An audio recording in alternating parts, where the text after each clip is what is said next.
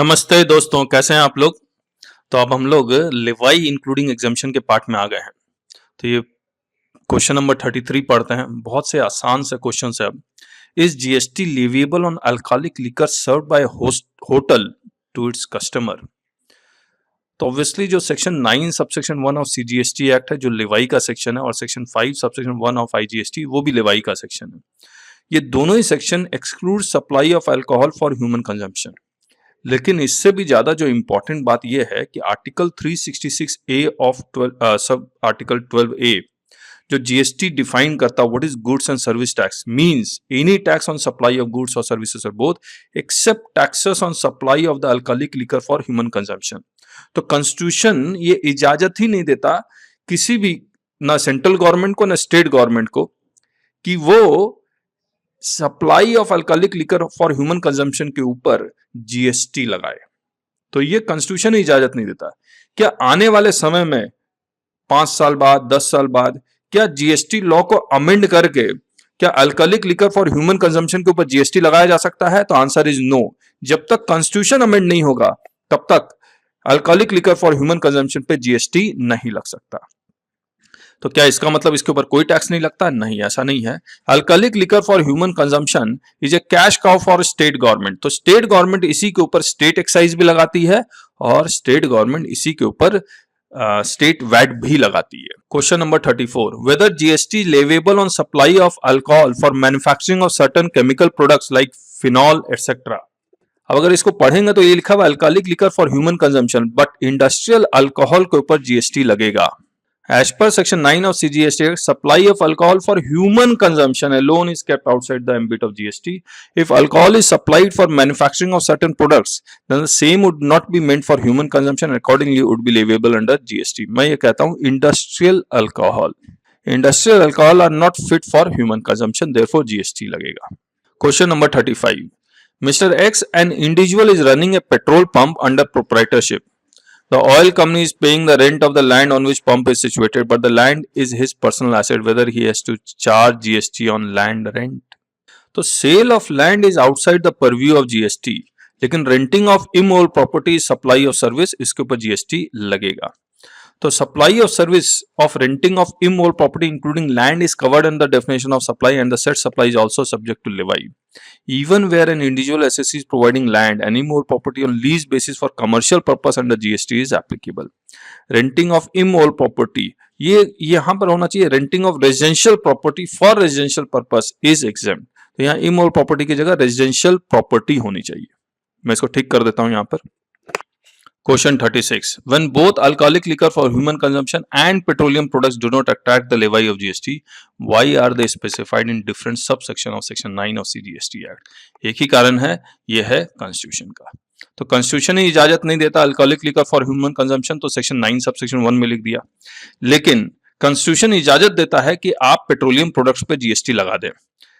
तो आने वाले समय में पेट्रोलियम प्रोडक्ट्स पे जीएसटी लग सकता है अगर सारे स्टेट गवर्नमेंट और सेंट्रल गवर्नमेंट यानी कि जीएसटी काउंसिल रिकमेंड कर दे तो, obviously by passing the resolution. तो इसीलिए उसको सेक्शन 9 सबसेक्शन 2 या 5 सबसेक्शन 2 में सेपरेटली लिखा गया है, और यही बात उन्होंने यहां लिखी भी है। और अगर मैं इसको सम अप करूं तो alcoholic liquor for human consumption पे state excise state VAT, petroleum products पे central excise and state VAT लगता है, और टेबेको पे सेंट्रल एक्साइज प्लस जीएसटी लगता है।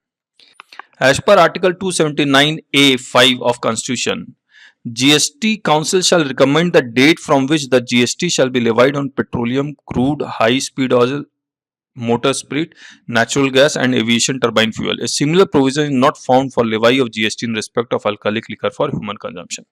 मैं आपको यहाँ बता दूं, अगर सारे स्टेट गवर्नमेंट एग्री कर जाएं तो ये जो रियल एस्टेट सेक्टर के ऊपर जो जीएसटी अभी सभी पे, क्योंकि कंस्ट्रक्टेड बिल्डिंग पे नहीं लग रहा है, लैंड पे नहीं लग रहा है, तो स्टाम्प ड्यूटी हटा के जीएसटी लगाने का विचार चल रहा है। देखिए सारे मान जाते तो हो जाएगा। और पेट्रोलियम प्रोडक्ट्स के ऊपर भी जीएसटी लगाने का विचार चल रहा है। Further, the power to levy excise duty on alcoholic liquor for human consumption still vest with states under list 2 of 7 schedule to the Constitution of India. Since alcoholic products are not listed either in union or the concurrent list, the central government does not have the power to levy and collect tax on alcoholic product mentioned in the state list. Thus, different provisions have been specified for alcoholic liquor for human consumption and certain petroleum products in GST law to explain clearly the taxability or otherwise of these goods. तो इस video में इतना ही, और एक important बात भी बताते हैं आपको. तो question number 37, will the value of A car taken on finance lease. तो हमने आपको एक बात बताई थी इससे पहले वाले क्वेश्चन में, अगर फाइनेंस लीज में है तो इसका मतलब ये होगा कि the title of the property will be passed at a future date. तो this transaction is supply of goods. तो will the value of car taken on finance lease by the employer for a period of 5 years and ultimately to be purchased by the employee at a written down value at the end of the 4th year be subjected to GST. तो ये तो शुरुआत में ही subject to GST हो जाएगा. तो ultimately जब purchase करेगा तब होने की जरूरत नहीं है, शुरुआत में ही जब ये फाइनेंस लीज का टर्म्स एंड एग्रीमेंट में एंटर होगा उसी वक्त जितना भी ट्रांजैक्शन वैल्यू है टोटल ट्रांजैक्शन वैल्यू के ऊपर जीएसटी लग जाएगा, भले वो ईएमआई के रूप में थोड़ा थोड़ा पैसा देता रहे. We have to understand first that vehicle is under finance lease, which means that company does not have the title to the goods. The title to goods will get transferred only after completion of the lease period and on accepting the option to purchase the underlying assets. If the lease agreement has specified the value to be paid for accepting the option of purchase, the same will be a supply. After the transfer of title of underlying asset, the said asset would qualify as business assets and selling it to their employee will be treated as supply of goods. तो यहाँ लिखा हुआ नहीं है उन्होंने कि selling will be वो इसके बाद वो एम्प्लॉय को बेचेगा, लेकिन आंसर में लिखा हुआ है, तो मे बी क्वेश्चन को थोड़ा वो चेंज करेंगे तो सही बात होगी. And selling it to their employee will be treated as supply of goods. It is pertinent to note that entry number 4 of schedule 2, ये हम लोग डिस्कस कर चुके थे कि जहां पर वो बिजनेस एसेट्स को वो ट्रांसफर करेगा. यहाँ पर बिजनेस एसेट्स का मतलब क्या है, इनपुट्स है या कैपिटल गुड्स है, वो डिस्कस किया था हमने शेड्यूल 1 के उसमें, शेड्यूल 1 एंट्री नंबर 1 में. ये है शेड्यूल 2 एंट्री नंबर 4, जो ये शेड्यूल 2 क्या क्लासिफाई करता है कि whether transaction is supply of goods और सप्लाई ऑफ सर्विसेज. तो फाइनेंस लीज है, अल्टीमेटली वो ओनर बनेगा, टाइटल ट्रांसफर होगा, it is supply of goods. Now whether it is a supply, जब वो एम्प्लॉय को बेचेगा या फिर फ्री में देगा, तो जब एम्प्लॉय को बेचेगा तो जितने रुपए में बेचेगा उतने रुपए पे जीएसटी लगेगा, और फ्री में देगा तो रूल 28 लग जाएगा, क्योंकि employer employ are relatives as per explanation to section 15. तो वही सारी चीज लिखी हुई है, तो और इसको एक्सप्लेन करके लिखा जा सकता था, लेकिन आप होलिस्टिक व्यू लेंगे, बाकी सारे क्वेश्चन देखेंगे तो ये पहले भी आया हुआ है. अब क्वेश्चन नंबर 38 में, या ये क्वेश्चन मुझे बहुत पसंद आया, उन्होंने अलग अलग करके लिख दिया. स्टेट द जीएसटी इंप्लीकेशन या applicability in case of sale of land, no GST. Sale of building, sale of building, ना सेल ऑफ बिल्डिंग में अगेन कि अगर कंप्लीशन सर्टिफिकेट के बाद बिल्डिंग बेची जा रही है तो नो जीएसटी, लेकिन कंप्लीशन सर्टिफिकेट से पहले बिल्डिंग बेची जा रही है तो जीएसटी लगेगा. Sale of land and building, तो sale of land and building जो कंपोजिट अगर बेचा जाता है तो ऑब्वियसली कंप्लीशन सर्टिफिकेट से पहले बेचा जा रहा है तो जीएसटी लगेगा, उसके बाद बेचा जा रहा है तो नहीं लगेगा. लेकिन इसमें एक बात है जो आपको रेट नोटिफिकेशन मिलेगा, अगर सेल ऑफ लैंड और बिल्डिंग एक साथ बेचा जा रहा है तो 1/3 आपको माइनस करके जीएसटी लगता है, क्योंकि लैंड के ऊपर जीएसटी नहीं लगता है. तो 1/3 ऑफ द वैल्यू आपको माइनस करना पड़ता है, जितने रुपए में बेचा उसका 1/3 में माइनस कर दीजिए. देखते हैं ये लिखा हुआ है नहीं लिखा हुआ. Schedule 3 of CGST Act lists out the activities or transactions shall be treated as supply of goods or services both. और जो Schedule 3 का एंट्री नंबर 5 है, sale of land no GST, लेकिन sale of building is subject to clause B of paragraph 5 of schedule 2. और अगर आप इसको पढ़ेंगे तो देखिए, construction of a complex building, civil structure और part thereof including a complex or building intended for sale to a buyer wholly or partly, except where the entire consideration has been received after issuance of completion certificate. अगर entire completion certificate के बाद entire consideration मिलता है तो GST नहीं लगेगा. और ये कंप्लीशन सर्टिफिकेट कौन देता है? कंपिटेंट अथॉरिटी देती है. अगर कंप्लीशन सर्टिफिकेट का कोई रिक्वायरमेंट नहीं है तो फिर और after it's first occupation which ever is earlier. This entry seeks to tax the agreement to sell on immovable property as a supply of service. In other words, where the consideration for the construction of a complex or building has been received prior to obtaining its completion certificate. अगर आप इसको पढ़ेंगे तो इसमें लिखा हुआ कि entire consideration after completion certificate अगर मिलता है तो उसके ऊपर जीएसटी नहीं लगेगा. लेकिन completion certificate से पहले थोड़ा सा भी मिल जाता है जो आप बुकिंग अमाउंट लेते हैं, इसी लिखा लिखा हुआ है यहाँ पर, वेदर इन पार्ट और full, before prior to obtaining its completion certificate, then it will be treated as supply or service and made liable to tax. Any consideration received after obtaining completion certificate or first occupation in such building will not liable to tax. Now any consideration मतलब entire consideration received after completion, तब not liable to tax. The sale of building after completion certificate or first occupation will not be treated as supply under GST law and therefore not liable to tax. As far as sale of land and building is concerned, if the building has received completion certificate, it will not be a supply and hence no tax will be payable. If the building is under construction, then the consideration received towards the land and building will be treated as supply. लेकिन यहाँ पर 1/3 का point नहीं लिखा हुआ, मैं लिख देता हूँ. तो मैंने ये लिख दिया है 1/3. मान लीजिए 12% का जीएसटी का रेट है, तो 12% में 1%, 1/3 माइनस कर दीजिए और 8% टैक्स लगेगा. तो ऑब्वियसली इसे 1/3 माइनस करना चाहिए, नहीं करना चाहिए, इस पे डिस्प्यूट्स तो बहुत है. मुझे लगता है कि आने वाले क्वेश्चंस में ये वाले पॉइंट्स भी आने चाहिए. Question 39. Whether sale of inherited gold by one jeweler to another jeweler is liable to GST? Obviously it is liable to GST. हाँ, जो गोल्ड इनहेरिट करेगा तो इनहेरिटेंस पे नहीं लगेगा, लेकिन जब वो इनहेरिटेड गोल्ड बेचेगा तो लगेगा. Section 7, which defines supply, includes all forms of supply of goods and services. The fact of inheritance of gold would not make any difference with respect to taxability of goods. Hence, the sale of gold by a jeweler to another jeweler would be liable to GST.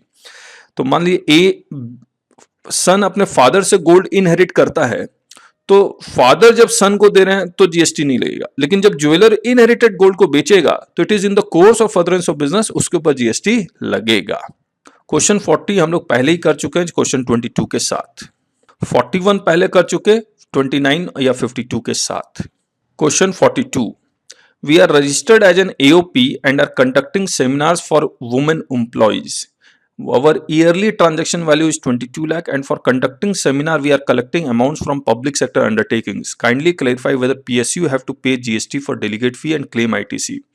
तो कहने का मतलब क्या AOP GST collect करेगा इनका, क्योंकि अब AOP का ईयरली ट्रांजेक्शन 22 लाख है, थ्रेशोल्ड लिमिट से ज्यादा है, तो AOP टैक्सेबल पर्सन है. टैक्सेबल पर्सन को liable for registration section 22 applicable हो गया तो रजिस्ट्रेशन भी करवाएगा और पीएसयू से टैक्स कलेक्ट करेगा, पीएसयू आईटीसी क्लेम कर सकता है. तो यही सारी बातें इसमें लिखी हुई भी है. मैं पढ़ देता हूं एक बार आपके साथ. As per section 22 subsection 1 of CGST act, the threshold limit of GST registration in case of supply of services 20 lakh. याद रखिएगा कुछ स्टेट्स है MMNT, मणिपुर, मेघालय, नागालैंड एंड त्रिपुरा, जहां पर 10 लाख है. 40 लाख की जो लिमिट है वो intra state supply exclusive of goods की है. सर्विस की आज भी लिमिट 10 लाख या 20 लाख ही है. Hence the said AOP should get registered under GST. Every registered person is liable to collect GST on supply of services and therefore the AOP should charge GST on amount received from the PSU. If delegate fee paid by PSU is the course of furtherance of business, only then PSU will be eligible to claim ITC. Basically section 16 subsection 2 के सारे conditions satisfy होने चाहिए तभी वो claim कर सकता. तो obviously PSU personal purpose के लिए थोड़ी करेगा, तो वो कर सकता है.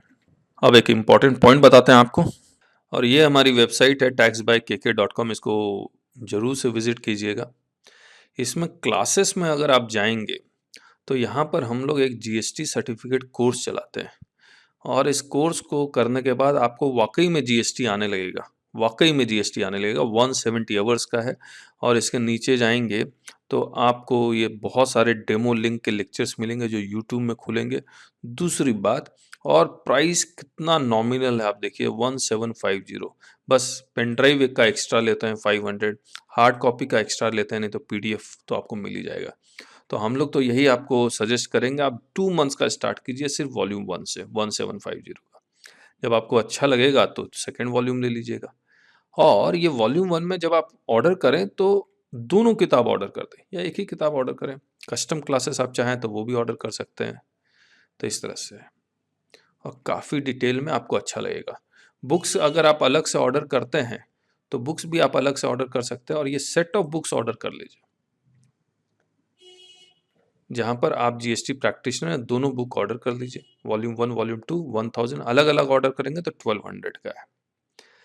और हम लोग सब कुछ बेचते नहीं है, बहुत सारी चीज़ें फ्री में भी हैं. तो ये फ्री में ये बहुत सारी चीज़ें आप प्लीज़ चेक कर लीजिए. आपको जो पसंद आता है डाउनलोड कीजिए। आपको कुछ पेमेंट करना चाहते हैं तो आप पेमेंट भी कर सकते हैं। ये जो हम लोग डिस्कस कर रहे हैं ये वाला FAQ, इसको भी आप डाउनलोड कर सकते हैं। इसको टाइम टू टाइम हम लोग अपडेट भी कर रहे हैं। So thank you so much, bye bye. और यूट्यूब चैनल जरूर से ज्वाइन कीजिए। हम लोग 503 क्वेश्चन डिस्कस करने वाले हैं। हम लोग कम से कम 40 क्वेश्चन तो डिस्कस कर ही चुके हैं, बाकी आगे कर रहे हैं।